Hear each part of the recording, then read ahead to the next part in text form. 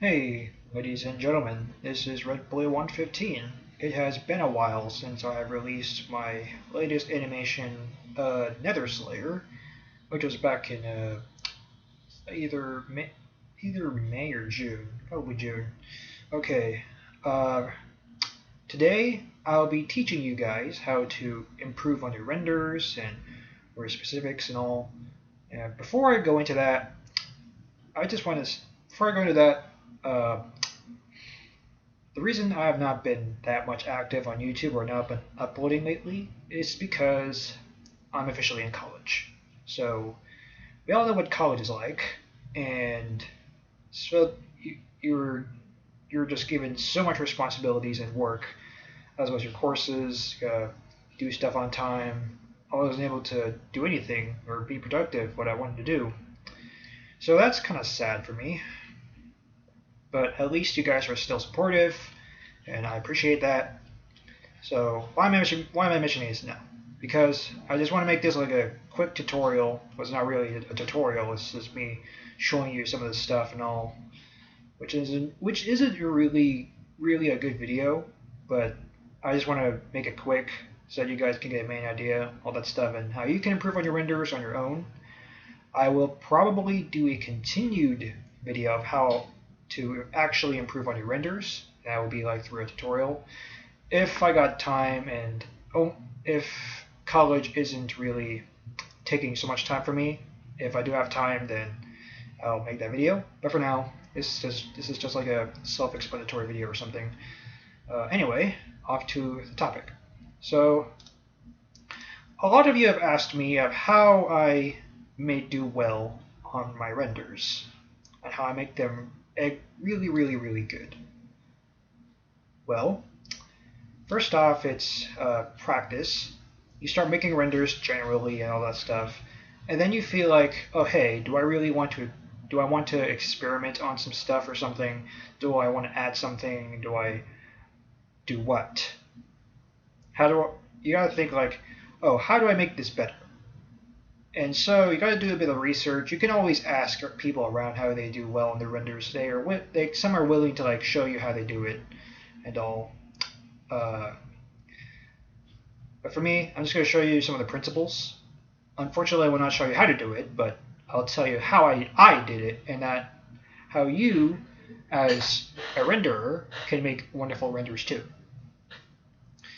And this was also the help of photography class. In case you guys didn't know, I took photography class during my senior year in high school, and photography really helped me improve on my renders. And I'll go over some of the things that how photography can help you. That doesn't mean you have to take photography class. You just got to know the stuff and principles of what photography would show you so that you would make really good renders. Okay, so a lot of these days, especially the BPS server, which is dead, sometimes I would see some renders like this. Okay, for the record, this was my very first render. As you can see, the lighting is bland. The torches are lit up weird. There's like weird pumpkins in the back. I didn't know any proper lighting other than. I'm sorry. It's kind of funny how I'm seeing my old render being this bad and this bland. Anyway, back to the point. Okay, so you would not want your render to be like this, where the lighting is bland and that there is no composition. This is mostly a render for people who have started using Blender and they're just getting the stuff down, materials in the world in it. They're just doing stuff around. So this render is pretty much the beginner phase, where you're not really you're really doing stiff poses, but you can't really do anything about it. You just do stuff, all that crap. The expressions are bland too. Blah blah blah. This is the beginner phase, and where you can improve on that is to add an actual light source. And I'll go over some of this stuff in a bit.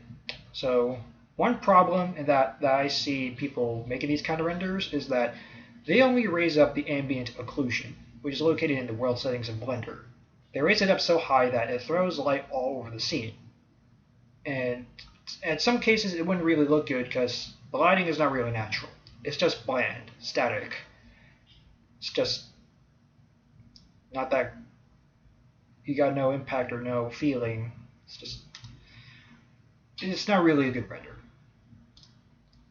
And here's an example of a very bland render. Again, another one made by me. Yeah.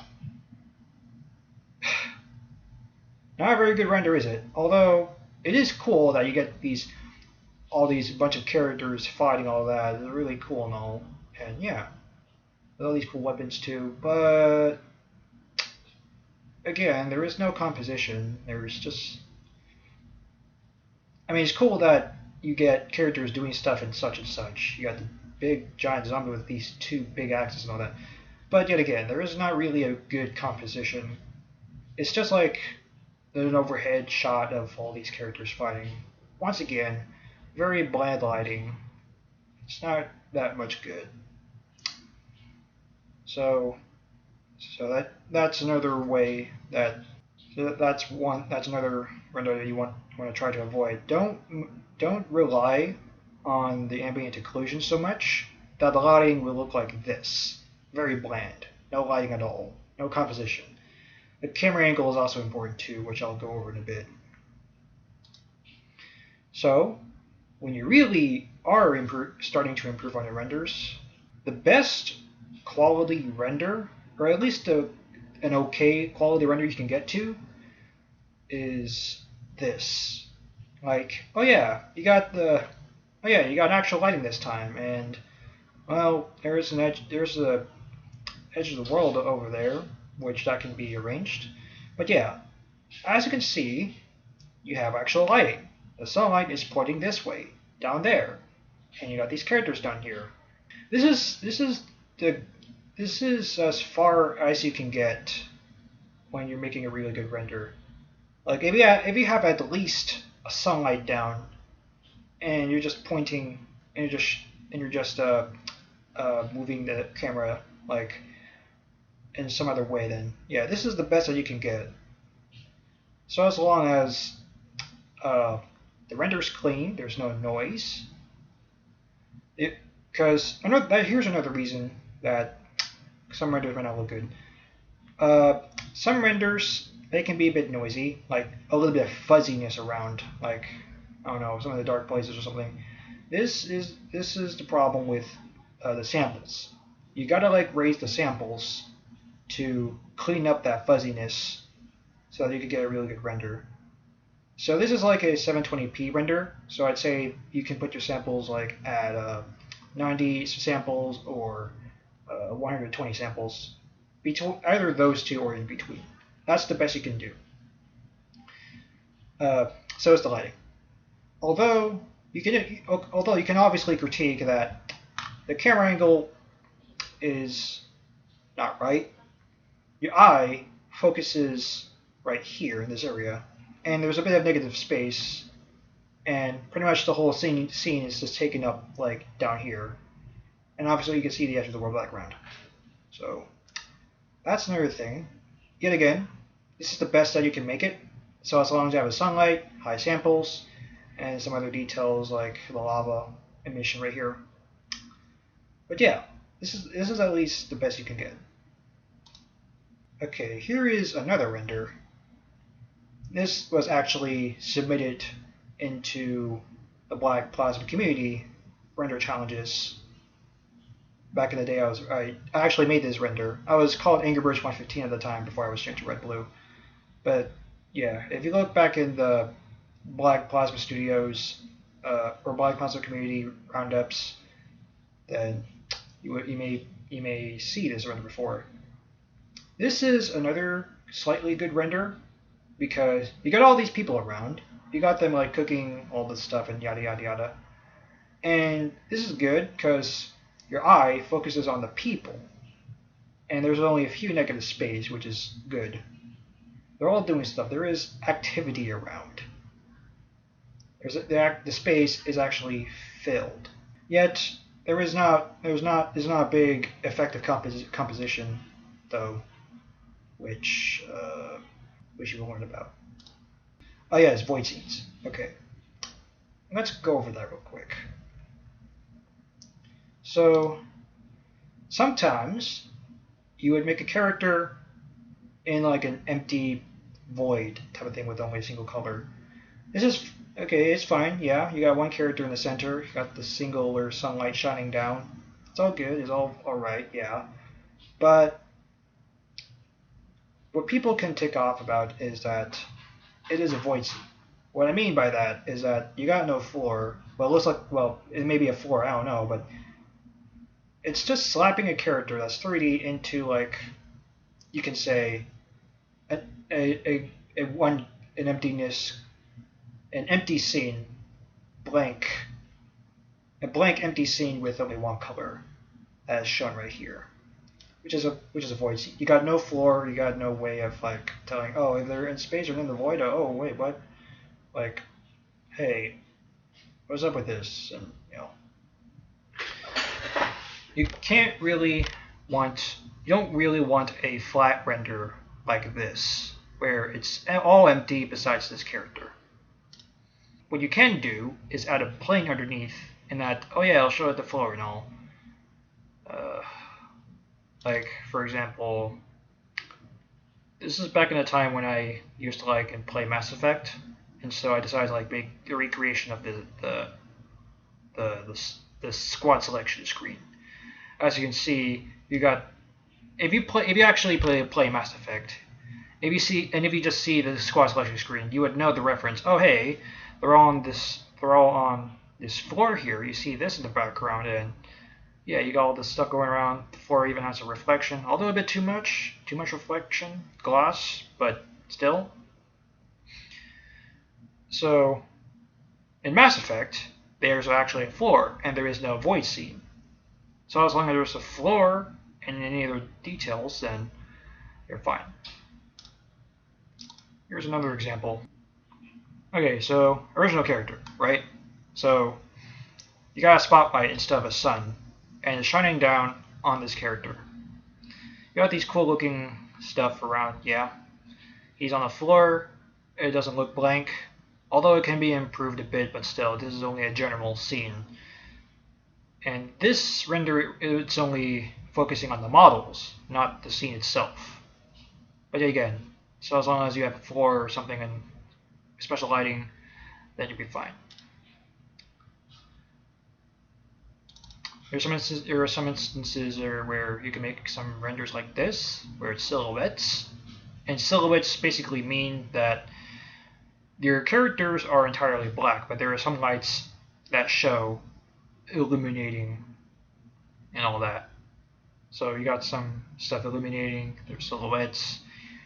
They show emphasis. So that's a slight composition where you're actually seeing something. Like, it's not entirely a void scene. The scene is just entirely black, but you can still see the characters because they have illumination going on.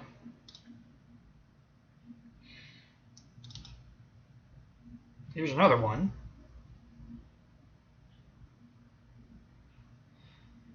And this one, I think this was used with two spotlights. I can't really remember, but you got a bike. Oh yeah, it's two spotlights. You can see. Okay, so you got two spotlights. One that's above here. You can clearly see that it's shining down here, and you got another spotlight that's shining right here. And it's important to, like, when your scene is dark, when you're shining your spotlight, like, let's say you shine your spotlight up above here, but your character is like dark right here, and it'll be hard to see apart from the emission light and all that. You still want to make your character visible by adding an additional light source that's shining at the character, so that you can see easily. So that's that.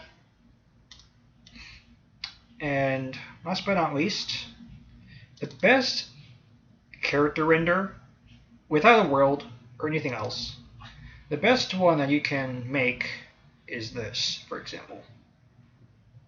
So as you can see, it's a general character render, right? And you got your floor. This scene has two spotlights. One that's like right here shining this way, and then the other behind. This shows like you're shining your character in both angles so that some of the areas are more illuminated. And that's the important part. Try to make your character as visible as possible. Through lights, through lights, and make sure your character is not in the point scene. And if you really do achieve this, then let's take a look at the Stalker for example. Creature's a Stalker. If you can really adjust your spotlights around, play around, try to look around, see whatever is good, you can make something really cool like this. You see how the light is like shining down through the edges? Or it's not like flat. The spotlight is turning this way, and you can see the shadows on the Stalker's head. You can best achieve this with your character render, although it's hard because every Minecraft character, every Minecraft character, their heads are flat surface, so it's a bit hard to achieve. If you have like a voxelized model or creature like this, then and if you just play around with different angles of spotlights, then you can pretty much achieve well with this kind of lighting. So in this principle, it's just based on lighting. All thing I can say is that just try to. The only thing that I can say is you just make your character. Give your character emphasis through lights, and that's how you can do it. And along with this, don't put a character in an empty void scene. Actually add something like a floor or something. Alright, so when you're actually making renders, like if you're starting to get the hang of it, you would also actually do some composition, like this. Compositing, sorry. So as you can see, you got some mist in the background, right? You can tell by the orangish type of thing. And there's an actual composition, sort of. So you would know if... Okay, so let's see if I can get this open. Alright, so... is there only a grid somewhere? Can I do that?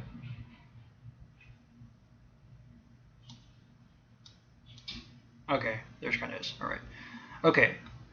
So how do I? Okay, so for the mist, this is achieved through compositing as well as the boosh, as you can see on the lighting right here, which is really unnecessary, but I'll go over it a bit. But in photography, one of the compositions in photography is rule of thirds. What does that mean? It means that rule of thirds really means is you're putting the subject on any of the four intersections. So you have an image right here, right? So think of the image as like a grid, like a 3x3, as you have seen right here. So as you can see on those intersections, it'll be right here, right here, right here, and right here. So for Ray right here in BB-8, well, mostly Ray, you'll see that the subject Ray is on the lower left corner of the rule of thirds. Rule of thirds really helps put the focus on what your subject. Rule of thirds really helps when you want to have when you want to focus on your subject. When you want the audience to look at that subject, rule of thirds really helps. You just place your subject on one of those intersections, and people will look at them because those are the main points. So that's one of them, rule of thirds. Another composition from photography would be, I can't remember what it is, but landscapes. So think of like rows or columns. So we just like leave this without saving. And let's see, I'll just draw a little bit. Okay, so landscapes. think of, okay, so if you have like a landscape render like this, imagine like two lines separating, like right here and right here.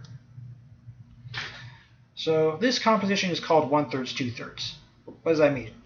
It means that your render can be either like the landscape, like this part, it takes up 2/3 of it, and the sky is like 1/3 of it, or the sky is 2/3, like the sky takes up this much, and the land takes up only this much. And so one thing that you cannot do is this. Hang on, just gonna draw it. One thing you cannot do in 1/3, 2/3 composition, you cannot have an equal amount of sky or land. That's not how 1/3, 2/3 composition works. You gotta like have a land. You gotta like have either land or the sky take up much of the space. So you really want that. But in this example, this is a 1/3, 2/3 composition, and that the landscape takes up this much while the sky takes up this much. And that's the important thing for this type of composition. So two compositions used in this render is rule of thirds and 1/3, 2/3 composition. If you don't know what these compositions are, I suggest you do some photography research. Again, you don't have to take photography class, but you can take it if you want. I'm just saying photography may help when making your renders, and you can start doing research of the different compositions and what you can do with the photography knowledge when you actually make renders. So I'm going to unsave this. Oops. Okay. So yeah. Other compositing you can do is, okay, so here is another way to improve. Here's another advancement where you can improve on your renders. As you can see, I've added like a glare thing, which is really unnecessary, but that's a thing you can just play around with when in compositing. And you also got depth of field. What does that mean? It means that your focus would be it just really means that your subjects would be your main focus, which shows up sharp, but the rest is blurred out. As you can see, there's blurred out in the back, there's blurred out in the front. This is what depth of field is. Although depth of field doesn't really work this way. Depth of field actually works when your subject is really up close to the camera. This kind of depth of field doesn't really work. Again, I made this render. I was just experimenting different things. Obviously, it's not really a good render because the lighting is also bland. So let's take a look at this render. Okay, so this is actually featured in one of the Black Plasma community roundups when they announced like the Bad Luck theme. I actually made this render. Again, I was calling it Rush 115 at the time.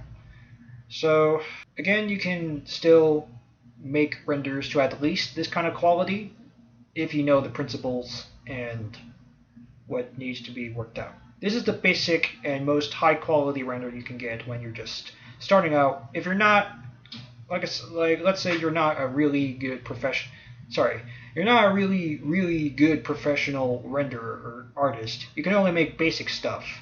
But if you got the sunlight down and you got the composition and you got the right camera angles or something, although slightly in the slightest even then you can still achieve a really good render with just only the basic stuff.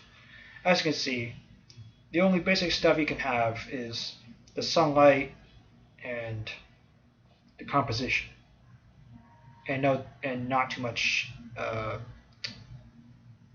ambient occlusion. The rest you can just add whatever you want. I added a bunch of fish heads all around and added compositing a mist, whatever. You can add anything you want, so as long as you have the sunlight and the composition. I'll be going over some problems that people have. So one problem is that the renders can be a bit noisy or fuzzy. I've already explained that with the other render, and that they have too much ambient occlusion, which makes the lighting bland. I've also explained that too. So let's take a look at this render. So it is a fine render. It's okay, I guess, but some parts can be a bit too glowy. For example, the text right here. Maybe just zoom it in real quick. It's a bit too glowy. It may not be to someone, but it's still glowy. And why does this happen? Because I used Boosh. If you don't know what Boosh is, it's just like a lighting technique or whatever. Compositing technique where it makes some glowing objects or anything that glows. So, but sometimes when you're using Boosh, it is not really necessary sometimes. Like, if we have a scene with not much like glowy stuff around other than the light, like you have the torches and this, but nothing else, you don't really need Boosh. You only need to use Boosh when it's necessary. And I'll show you some of the necessary scenes where you can add Boosh in a minute. So, like this renders, one problem people keep doing is they add Boosh into the most unnecessary scenes. They don't really need to do it. It just throws all blurs of light all over the place, and it tends to blind people. You don't really, when you're making renders, you want to make renders that actually don't hurt people's eyes, or some other way, by blinding them with the Boosh, like right here. So, you gotta think about that real quick, in case you want to do a render. You want to keep the viewer's eyes safe. Okay, it is a good render, not gonna lie. You got the fog, or the mist in the distance. You got people fighting zombies. Oh, sorry. And you got characters in the background as well. I don't remember how I did this, but I mean, you can say it's cool how there are silhouettes of the buildings and the trees. It's really cool, and you got this fade out of the fence too. Although it's not that good. I mean, at least it could be better, because number one, the main focus point is like down here, and you got here is the empty space. So whenever you're really making a really big battle scene or some whatever, you gotta like have to adjust the camera to the focus point, like not show any negative space around here. This is probably pretty much, although I did well with the composition, and that would be, actually I did not, because if I were to draw this out right now, it'd be like somewhere like right here. Like if you like squint and think, then the landscape would like end right here. And this is not a really good 1/3, 2/3 composition. So when making these type of renders like this, watch out for your composition if you're intending to do the 1/3, 2/3 composition, and adjust the camera where it shows the entire scene. Although not much, but at least somewhere where it looks good. So when making these renders, think about it. Like, does it actually look good? Does it need more work? Is there something more you can do with it? All right. Here's another render where I also did experimented, but the Boosh was a bit high. Okay, so you got the warp effect, as you can see around the edges. You got people running from these officers. The reference is We Happy Few, by the way. This is back in, I don't even know, Halloween render, maybe? I don't know. Okay. The visuals are good. It's kind of nice. Although, you can clearly see I overused the boosh a bit, which is not really good. But, I at least did well with the, the rule of thirds composition. If you can imagine the grid right here, right now, you see my head, which is right here, is the focus point. So at this point you can see a bit of flaws and other achievements I have for different renders. Now, this is a good render you can achieve if you know how to use depth of field really well. I think I put his Infinity Gauntlet up close and then blurred it. Okay, it is a really cool render, but as you can see, these Infinity Stones are way too bright. And that really hurts the viewer's eyes, the glares, all that stuff. It's just a bit too much. And the eye burning colors too. It's not really a good render. You can't even see this Infinity Stone. There's like an Infinity Stone right here. It's not. Yeah, it's not really good. There's also a bit of noise in the background too. That can be resolved in either high samples or what's it called? Denoising. Denoising is in the passes location when you use Blender. So you can turn that on. You don't really have to play with anything else, but it reduces the amount of noise that your render has. But yeah, it is a good render. It's an okay render actually. And again, these Infinity Stones are too bright. You just got to make sure whenever you're doing compositing, when you're adding in those glowing effects, you just have to make sure it's not eye. You got to make sure that it doesn't hurt your eyes. You have to make sure of that. Yeah, that's all of the general renders that with a few flaws that you can look over and how you can improve. Now we're going to go over onto the improved renders, how you can make the renders actually look good. So let's start off with this. Okay, so you got some drawings on the table. They're really cool, nice, and all. And as you can see, I've added a point light, or I don't know what kind of light I've added back then, but as you can see, okay, ignore the blurry table right here. Apparently I didn't know how to make the, back then I didn't know how to make the table like sharpened and all. But as you can see, I've added a light here so that people can see, oh hey, what's on the drawings and all, and yeah, they can see all that. If I were to remove those lights, sure, you can still see the drawings, but it'll be hard to see. Once again, as I explained before, it's important to make your subject more visible and easy to see through lights like this. Here's a render I did with Darthlex. This is like a really old render I did back then. This one I used a custom node. I had like this add-on back then when it was compatible with 2.79. It is a cool render. You got that really cool lightsaber kind of effect right here. It's really cool. Looking nice and snazzy. Really good effects. The only issue is it's slightly dark. Although you can kind of see her face still, it's not.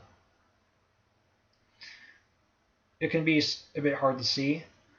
Yet again, the lightsaber would probably be the only focus.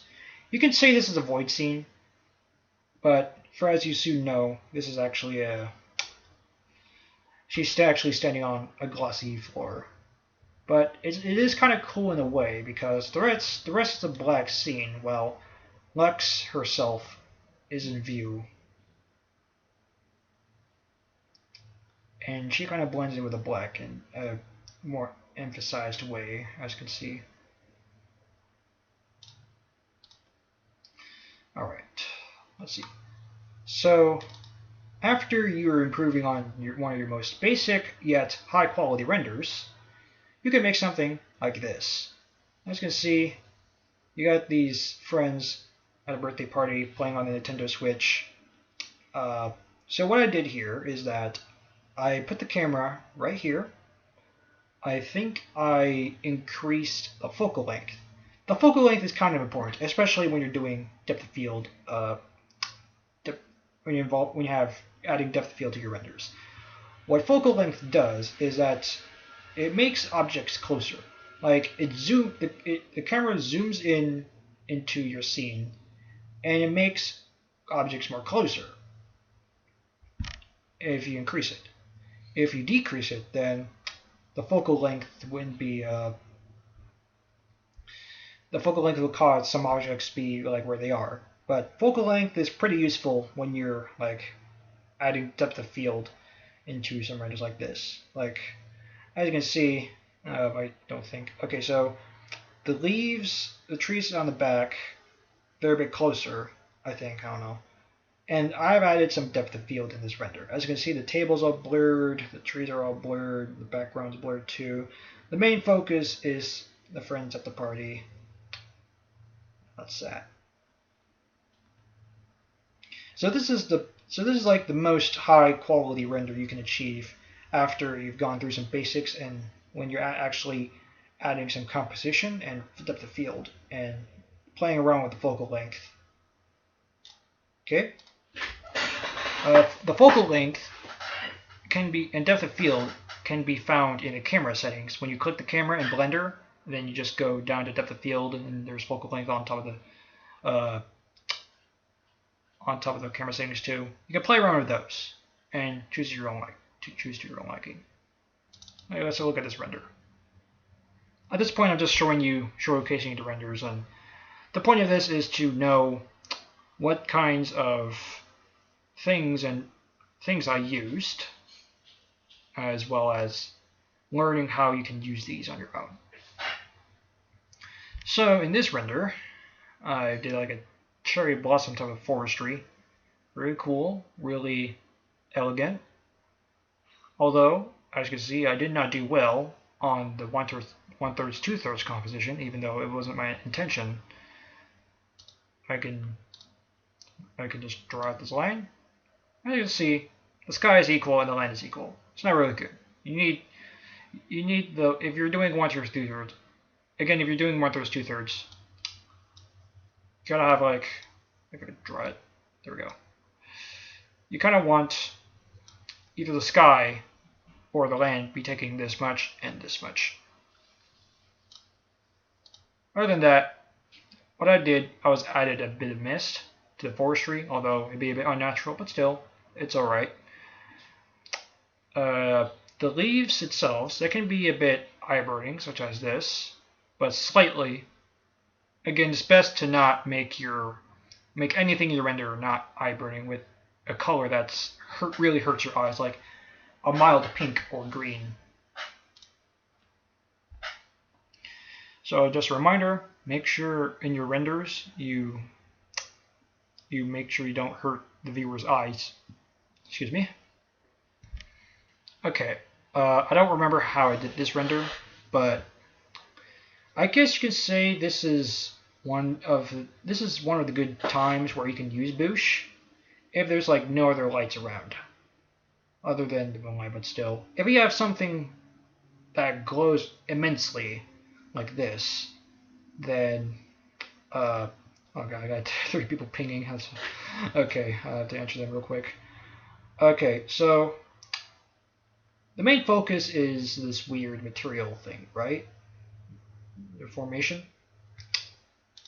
And this would be considered a rule of thirds composition. So if I go into crop and focus it, you'll see that the main focus is like right around right here. You don't have to go into like this setting and see the grid. You can just imagine the grid like crossed, which will help you in improving your renders, like choosing where your focus point will be and all, and stuff like that. But yeah, as for Boosh, this is one of the good times where you can use Boosh, where it's a bit emphasized. Okay, so you got this monster that's smashing Ardoni. I'm sorry, Songs of War fans. I just can't resist the fact that I like to kill Ardonis for a living with some of my morbid creatures. But okay, so my intention was not rule of thirds. So of course this is a so of course it's not in the rule of thirds composition. But another composition you can look at is the 1/3 2/3. Again, you imagine a line like 1/3 or 2/3 across right here. As you can see, the line takes up this much space, while the sky takes up only this much space. And depth of field is also applied. As you can see, the background is blurred while the focus is this creature smashing your poor Donnie's head.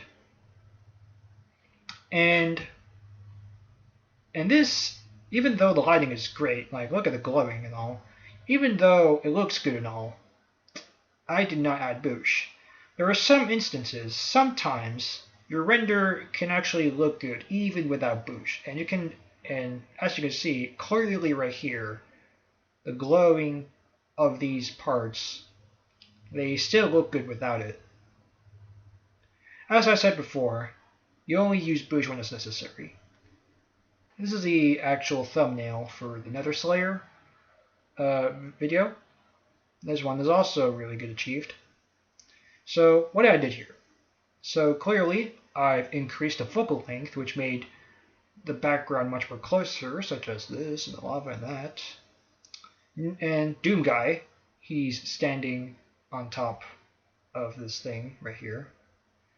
And yeah, depth of field is added. So the rest is blurred while he is the main focus. And how you can achieve this, since the lighting is like pointing this way, as you can see the shining right here, yeah.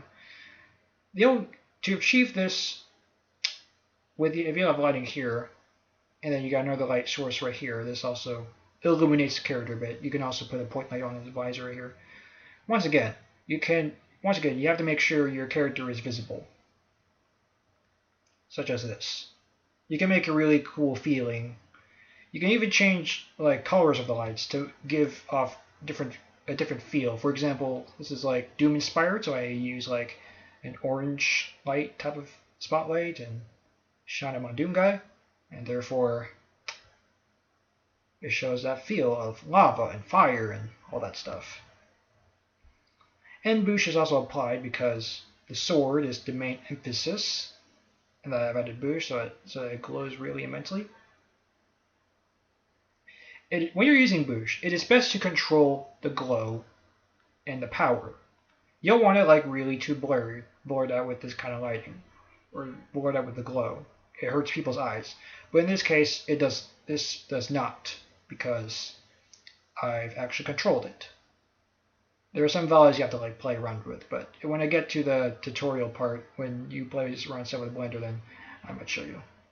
For other lighting instances, okay, for the purpose of this tutorial, it is to make or improve on renders, whether it's Minecraft or not. And most of the renders I've shown you are mostly Minecraft, but in case of non-Minecraft assets, such as this katana, you get this really cool lighting effect. Like the light is shown right here and right here, because the blade or the katana blade is like gloss and shiny. I have added a light shining down here to reflect the metal, to have the metal reflect the light a bit, and you can get that really cool effect, as well as another light right here to show more on the handle. So once again, like, okay, this is kind of different when using objects. You would want to like shine at different points where you want your light, where you want the light to shine, and there's like smaller subject points where you want the viewer to look at. And maybe all together, if both points work very well, then you get this really good composition where you got both lights are shining on different points, and yeah, you got that effect. In photography, if it is important to use like more than one light so that you can get some dynamic lighting. There are some other techniques of using lighting with photography, which also applies to making renders. I also suggest you can do some research of dynamic lighting, such as this. Other dynamic lighting can be this laser gun I've made, as you can see. Load. It does has to crash. Great. Let's do it again.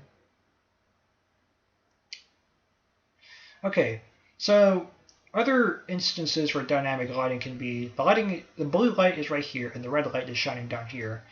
This is also another example of dynamic lighting. You still have like the shadows and the light where it shines and where the object will reflect the light of.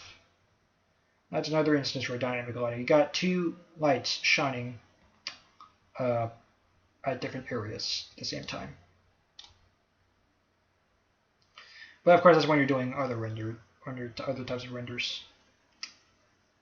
Let's take a look at Netsuke and Igneous. Okay, so you got these two lovely book readers having a good time, right?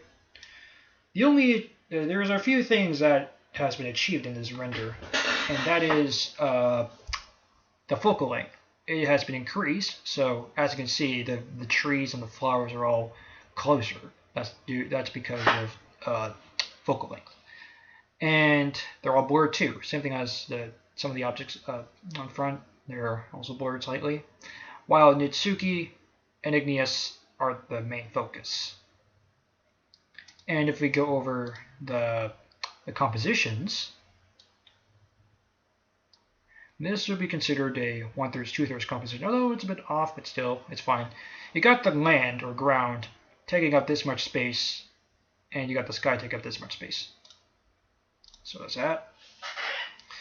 And another composition that has been achieved here is rule of thirds. So as you can see, Netsuke and Igneous are the main focus. Although there are some instances where another focus can exist in a rule of thirds composition. Mostly it's like one subject in the rule of thirds composition, but I guess there can be more than one. I don't know, I could be wrong, but still, you get that composition feel. Like you can clearly see on the grids and the intersections, the top left and the top right, they're crossing on Netsuke's head and Igneous' book and all that. And those are the two. Main focus points. Okay, but yeah, this is the best you can achieve when you learn much more about photography. So yeah, as I said, do some research. I know I've said this a bunch of times, but I have a tendency to repeat things in case people get lost. So yeah, let's take a look at this render. I'll try to go as fast as I can, not take too much of your time. Once again, this is achieved by 1/3, 2/3 composition. Not too much here. As guys, although the trees in the background still, there is much of the sky portion and the land ground is much here. Okay, this is a tricky composition. Depth of field is not applied, but you can still see that Dex here is in the rule of thirds composition, and so is the Scion or Scion. I don't have to show the grid because you can just imagine yourself. You can see where the main focus points are. I'll try to go as fast as I can, so I may not show every render, but you will know the main points. All right, so let's see. The Stalker right here. Again, achieved through depth of field and mist. Mist is done through compositing, and depth of field is done through some camera settings. And as you can see, the Stalker is right here and is achieved by rule of thirds, the composition. Let's take a look at some Eevee renders. Now, note to self, I am not like an expert at making Eevee renders, even though they look good, such as this. I am more specialized in Cycles render. But let's take a look at this, though. Just like at the beginner stage when you're just starting out, when you're using Eevee, for example, this is the best you can achieve when making a very simplified render with different spotlights and all. Another important thing, add some spotlights so that the main characters are visually seen. Although these characters are a bit darkened, you can't really see them well, but they're not the main focus. The main focus would be this, that, and that. Probably this, but that's like secondary. Okay, you got pretty much going on. Got so much going on around this render. Yeah, depth of field. Well, one thing about Eevee renders, it's kind of hard to add depth of field in the render because it just adds a bit of blurriness in the render, and unlike Cycles. So, and one thing about depth of field is that when you're adding depth of field into an Eevee render, it tends to glitch out. So that's why I didn't add it, which is a bit difficult, and it was putting in too much pressure on my computer, so I had to add a little bit. But let's see what we can take a look at. Although it almost did good on the rule of thirds, but it's not rule of thirds, because imagine a grid, imagine intersections. Yeah, they're not really much good focal points and all. But it did good on the 1/3, 2/3 composition. Even though that's not the sky. You just have to splice the image or render out to get the feeling of 1/3, 2/3 composition. Now I'll be looking at the last few before I end this video. Let's take a look at this. Alright, so you got Ildarn Kaltaris, my Kaltaris OC for Songs of War, or at least for the roleplay. Again, rule of thirds composition is used in here, so therefore Ildarn Kaltaris is in this intersection of the rule of thirds grid, as you can imagine. And also depth of field is also added, and the focal length is also increased, so which is why all of these are blurred and he's the only focus. It's important when you're using depth of field, or it's important to when you're using the focal length and the depth of field, you're gonna have to like adjust them both to make the render work more when you're using depth of field. Now this render, it's a bit complicated, yet very high quality.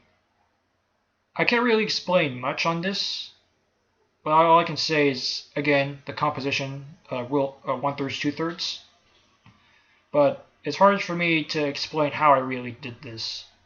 All I can say, as I said, all I can say is that one composition, as I described earlier, I got into the compositing and added the effects, and I added volumetrics, which I think it's like something you do, which is a method that I've done like in a viewport. But what you can do to achieve this is by compositing effects and the depth of field and the focal length. With depth of field, some areas can be blurred, like so. And especially in compositing, you get to add some effects, like there's this vignette here, as you can see, and you got the glowing parts of the mist. So you can say this is kind of like a fog of war scenario where you got these glowing things in the background. You don't know what they are. Oh, they're just a bit mysterious. They might pop out at you and jump at you. It's a really cool effect in composition or something. Detail, I would say. Alright, and last but not least, is a very simplified yet really good Wildcat with 15 render. And once again, you can achieve this by rule of thirds. Clearly, Wild is in the rule of thirds intersection, which is right here. If you imagine a grid, choose the main focus point, and the rest is blurred with depth of field and focal length. Okay, so that is all I can show you. That is all I can add some details and other things and tips on how you can improve your renders. So to summarize it, don't make your renders like this, which is this. Don't make them like with bland lighting and all that stuff. It's not that good. You can make really good renders through the least basics, or you can at least make a really good render with the most basic steps, such as this. This is the best you can do, or this is the best high quality render you can do when you're going through basics. If it loads, come on.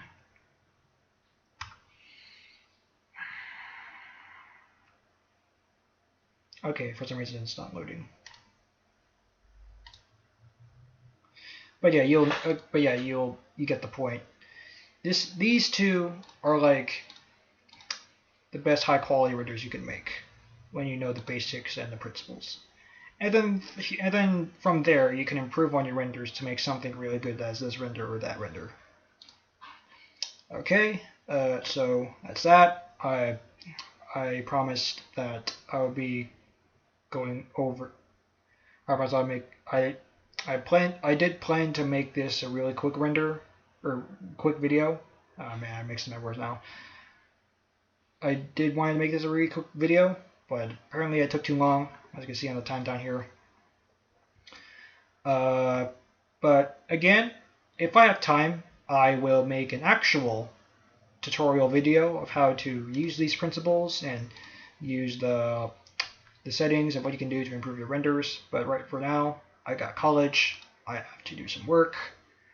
So that's that. Once again, I will not be able to post any other content as I would used to be, because again, college. I'll try to get something out such as this video. Alright, that's that. I hope this video is any help in any way, even though it's not the best, but at least you can try to learn from something.